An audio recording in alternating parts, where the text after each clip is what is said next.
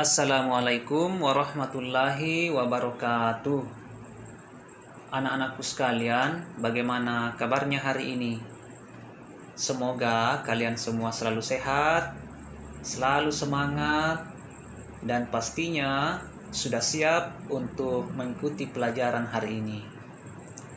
Anak-anakku sekalian, sekarang kita masuk pada pelajaran yang kelima. Judulnya yaitu Sholat Kewajibanku. Tujuan pembelajaran yang harus kita capai yaitu yang pertama, memahami hikmah sholat melalui pengamatan dan pengalaman di rumah dan di sekolah. Yang kedua, menceritakan pengalaman pelaksanaan ibadah sholat di rumah dan di sekolah. Dan yang ketiga, mempraktekkan tata cara sholat yang baik dan benar.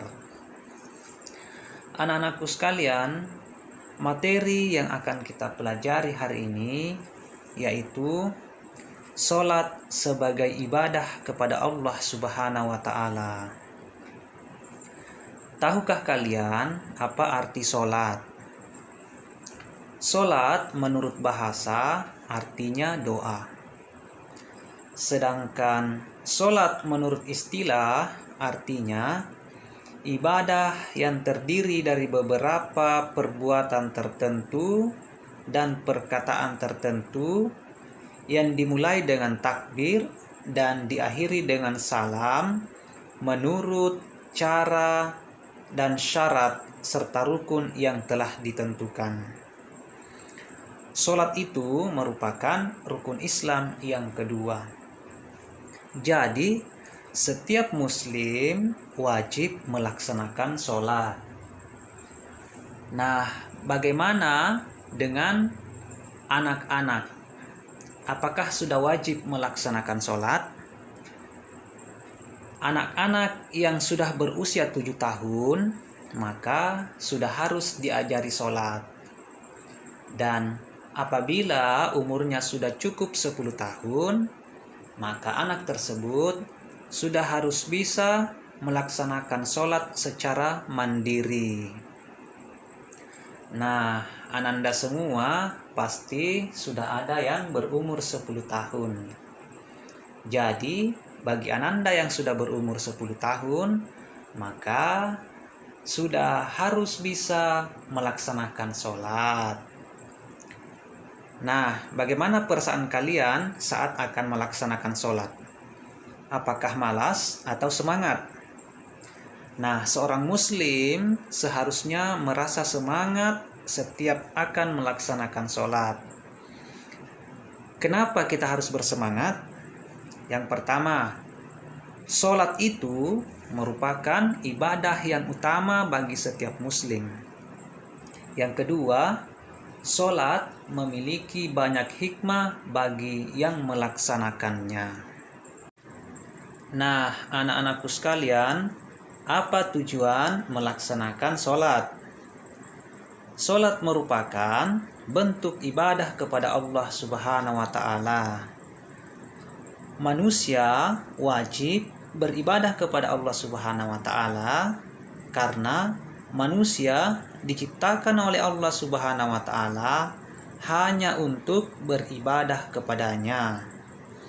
Sebagaimana dijelaskan oleh Allah Subhanahu wa Ta'ala dalam Al-Qur'an surah Az-Zariyat ayat 56.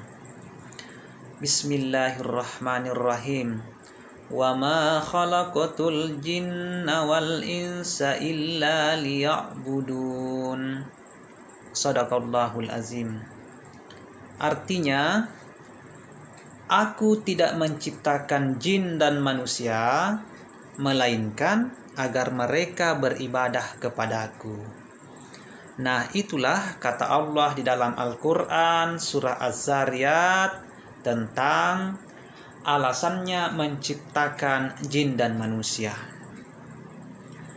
Nah, selanjutnya anak-anakku sekalian, sholat itu terbagi menjadi dua. Ada sholat fardu dan ada sholat sunnah. Sholat fardu artinya sholat yang apabila dikerjakan mendapat pahala, dan apabila kita tinggalkan maka akan mendapat dosa. Sholat fardu itu terdiri dari 5 waktu. Yang pertama, sholat subuh, terdiri dari 2 rakaat. Yang kedua, sholat duhur, yang terdiri dari 4 rakaat. Yang ketiga, sholat asar, terdiri dari 4 rakaat.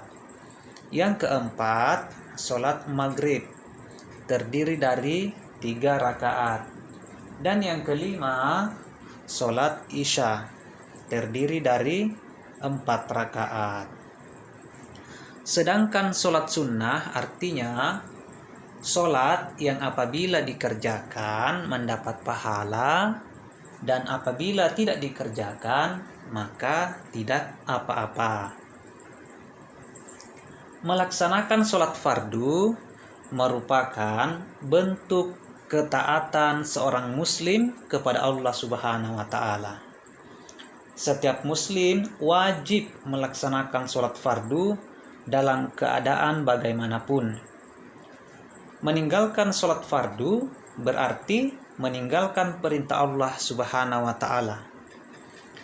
Perintah melaksanakan sholat fardu terdapat di dalam Al-Quran, surah Taha ayat 14. Bismillahirrahmanirrahim.